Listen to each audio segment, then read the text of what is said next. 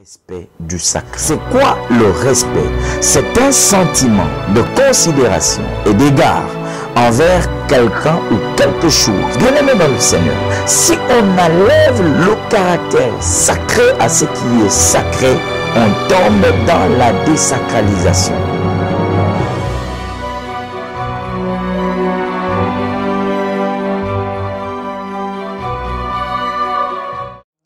Shalom, bien aimé dans le Seigneur. Bonsoir ou bonjour, ça dépend de l'heure à laquelle vous nous suivez. Je suis Trésor Bamou, serviteur de l'Éternel.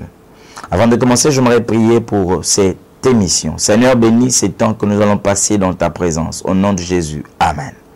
Bien-aimés, j'aimerais partager avec vous un thème intitulé « Le respect du sacré ». Dans ce thème, il y a deux mots qui attirent mon attention. Premièrement, le respect et deuxièmement, le sacré. C'est quoi le respect? C'est un sentiment de considération et d'égard envers quelqu'un ou quelque chose.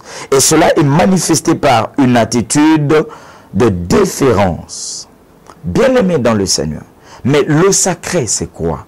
Le sacré, c'est tout ce qui est vénéré, tout ce qui est vénérable, tout ce qu'on doit ne doit pas violer, ni enfreindre, ni divulguer. Mais je me pose une question. Est-ce dans la Bible, y a-t-il des entités qui sont sacrées? Oui, il y a des réalités qui sont sacrées. Première chose, dans la Bible, de sacré, c'est le temple, la maison des dieux, le lieu de prière. Bien-aimé dans le Seigneur, si on enlève le caractère sacré à ce qui est sacré, on tombe dans la désacralisation. C'est-à-dire, ce qui est mis à part, on commence à bafouer, on commence à manquer d'égard ou de considération. On tombe dans la désacralisation. Pourquoi? Parce que le respect se traduit dans ces réalités. 1. Les attitudes. 2. La soumission. 3. La considération. Et 4. La conscience. On doit sentir la conscience dans le chef même de la personne qui manifeste le respect à ce qui est sacré.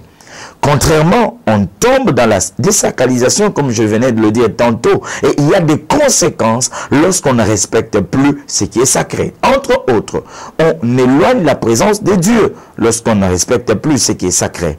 Deuxième chose, on s'attire la malédiction quand on ne respecte plus ou on bafoue ce qui est sacré.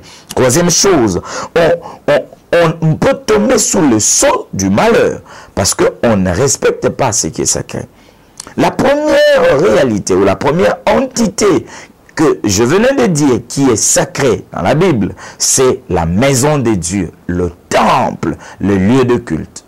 Il y a un certain nombre de personnes dans la Bible qui ont été coupables d'un péché, du fait qu'ils n'ont pas respecté le sacré du temple, du fait qu'ils n'ont pas respecté soit les ustensiles du temple, ils ont oublié, ou bien par oubli, ou par mégarde, ou par ignorance, ils ont bafoué, ils ont désacralisé ce qui revêt un caractère sacré. Prenons la Bible dans le livre de Daniel, Daniel chapitre 5, le verset 1er jusqu'au verset 5e.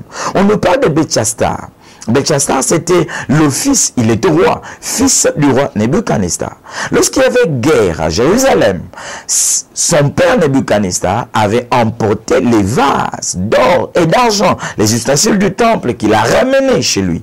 Et un jour, son fils, lorsqu'il a été hissé au trône, qu'est-ce qu'il va faire? Il va organiser un festin, une fête avec ses concubines, avec ses grands, avec les gens de son royaume. Et en organisant la fête, il n'avait rien d'autre à utiliser. Je me pose la question. Il va utiliser les vases d'or et les vases d'argent qui étaient destinés au temple de Dieu. Et ce monsieur était surpris, ce roi était surpris de voir qu'il y avait une main qui écrivait sur le mur. Pourquoi? Parce qu'il avait touché à ce qui était sacré. La Bible dit que le roi s'est penché sur son trône et le roi a eu la ceinture desserrée. Il a commencé à rougir parce qu'il ne comprenait rien. Il y a eu Ophné et Phiné, les enfants du sacrificateur Élie, eux aussi, la Bible dit que ces gens étaient dans le temple, mais ils étaient en train de mépriser les offrandes. Ils oubliaient qu'ils étaient dans le temple. La Bible dit qu'ils couchaient même avec les jeunes filles au temple. Bien-aimés, de nos jours, ça m'étonne. Le respect du sacré par rapport au temple, au lieu du culte, on ne le sent plus dans le chef des chrétiens, la plupart d'entre nous. Vous verrez quelqu'un aller au culte, mais quelqu'un mâcher du chewing-gum pendant le culte, et il colle même à la chaise ou au banc de l'église. Je me dis, on s'attire des malédictions pour ne pas tomber dans cela. Évitez de bafouer, de désacraliser ce qui est sacré. Que Dieu vous bénisse.